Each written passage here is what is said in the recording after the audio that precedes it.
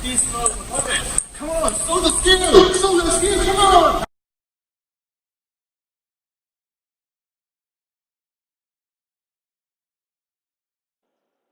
Beer pong is a famous game in the bar.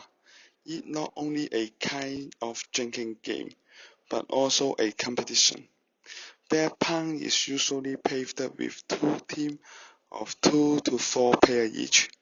If you and your partner want being a winner, is it only lucky is enough? And what will happen if you lose the game? During start the project, we make a project charter. In project charter, we will write down the project information, is increase the accuracy of hitting target. And then we will make a problem statement. Is a poor hitting rate on the bear prompt, the success rate only 10%. Hence that we set a goal statement is increase the hitting rate over 15%. In here, we also make a project group. It's based on different combination to find out the best throwing method to get highest hitting rate. We also have some assumption in here. We just only focus on the process, not consider the environment and equipment.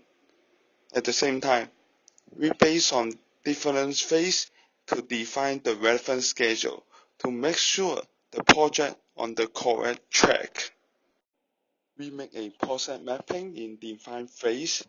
During start the game, we stand in front of the table randomly, pick up the prompt, focus on our target, throw out the ball directly. In measure phase, we firstly use a cause and effect diagram to identify all problem areas that could contribute to improved accuracy of hitting target on beer pong. We have identified 4 key areas which could affect the accuracy, including materials, people, environment, and methods. In this project, we only focus on methods this process. After narrowing down to methods, we look into X and Y's, which Y is our target to monitor, X are the variables to control. We have identified 5 critical to qualities which contribute to the output.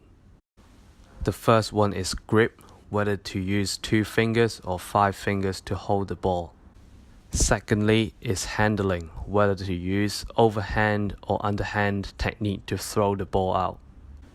And then is throwing method, whether it's one bounce onto the table or hit it straight to the target. Next is stance. It's about the standing positions, whether the legs are together or separate. Finally is shooting techniques, whether to quick release the ball or late release. During data collection on measuring Y, we count the ball successfully hit the target if it fall into any cups in the layout, but doesn't count if the ball hit the target via the wall or if the ball bounced more than once. In terms of measuring X, we have 2 operators performing different combinations. Then after we get the best combinations, we extend the model to the 3rd operator. In our data processing, we basically create a matrix for different combinations among 5 factors. We use 1 and 0 to represent different settings for the factors. For example, in grip, 1 means using 2 fingers, 0 means using 5 fingers. We also use 1 and 0 during data collection to count whether that successfully hit the target or not. After all, we calculate the hitting accuracy by having the number of times hitting the target over the total attempts times 100%. And then eventually we will have accuracy in percentage for different combinations.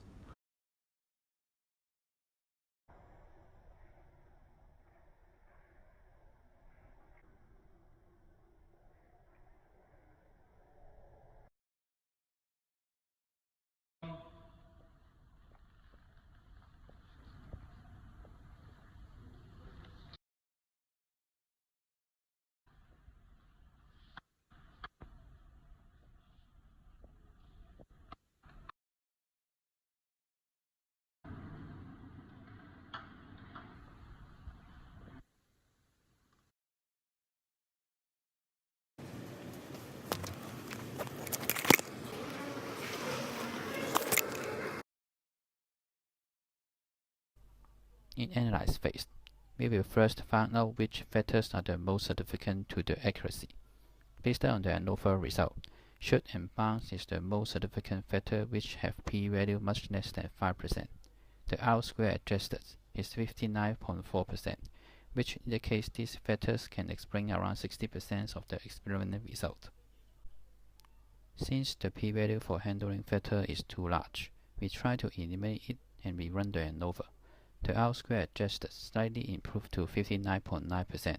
However, it still indicates that there is some factors are not included in our model. Further investigation will be needed to include more other factors in order to increase the R-square adjusted. We then look for the residual plot. We can see that the residual is normal and randomly distributed. However, this is not zero means in the histogram, which means there are some undiscovered factors which is not included yet.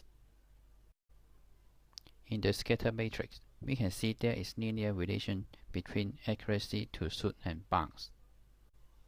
The relationship can be emphasized in the filter line plot. Accuracy can be increased when using a slow shoot.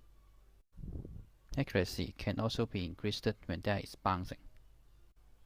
There is no much relationship between handling and accuracy. By review the regression equation, we also can see that action is inverse proportional to accuracy, while bounce is proportional to accuracy, which is matched with the result from filter line plot.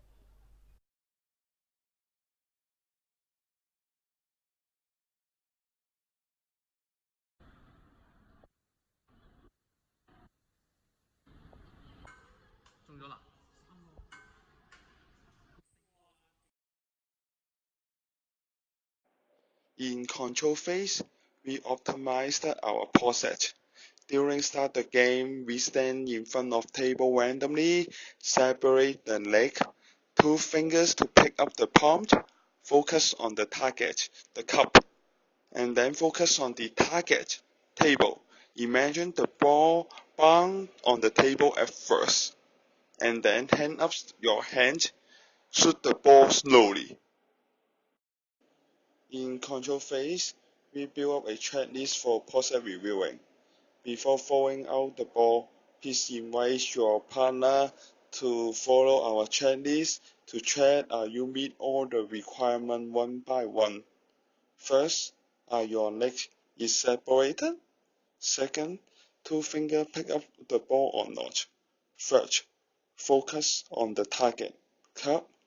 Fourth, focus on the target, table. Fifth, hands up your hand.